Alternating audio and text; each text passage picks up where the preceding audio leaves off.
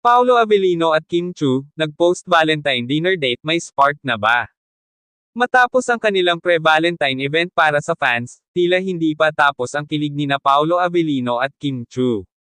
Isang post-Valentine dinner date ang naganap sa pagitan ng dalawa, at syempre, hindi ito nakaligtas sa mga mapanuring mata ng netizens. Ano nga ba ang nangyari sa kanilang intimate dinner? At ano ang ibig sabihin nito para sa kanilang relasyon? Viral ngayon sa social media ang mga litrato at video ng post-Valentine celebration ni Kim Chu at Paolo Avellino. Sa mga larawang kumakalat, makikita silang magkasama sa isang cozy restaurant na may romantic ambience.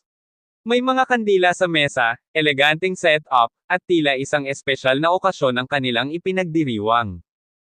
Ayon sa ilang sources, relaxed at masaya ang dalawa sa kanilang dinner date.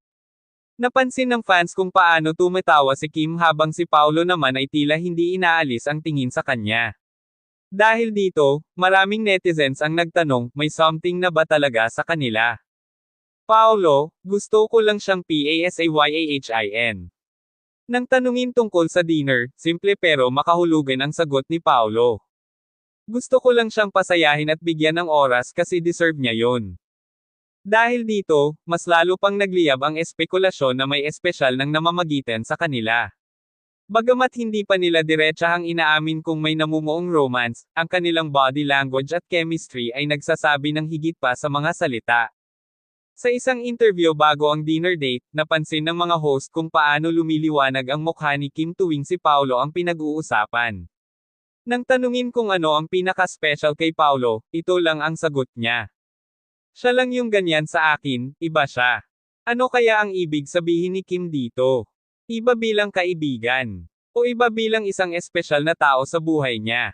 Pagkatapos kumalat ng balitang ito, naging trending agad ang hashtag #KimPoDinnerDate sa social media. Maraming netizens ang nagsasabing bagay na bagay ang dalawa at umaasang tuluyan ng umamin si Paolo sa tunay niyang nararamdaman. May ilan ding nagbiro na baka ito na ang soft launch ng kanilang real-life romance. Kung dati, puro trabaho lang ang focus ng dalawa, ngayon ay tila unti-unti nang lumalabas ang kanilang tunay na feelings sa isa't isa. Habang wala pang opisyal na kumpirmasyon mula kina Paolo at Kim, isang bagay ang sigurado, ang kanilang chemistry ay hindi mapagkakaila. Kung ito man ay simula ng isang real-life love story o isang malalim na pagkakaibigan, masaya ang kanilang fans na makita silang masaya. Ikaw, anong tingin mo? May chance bang maging official sina Paolo at Kim?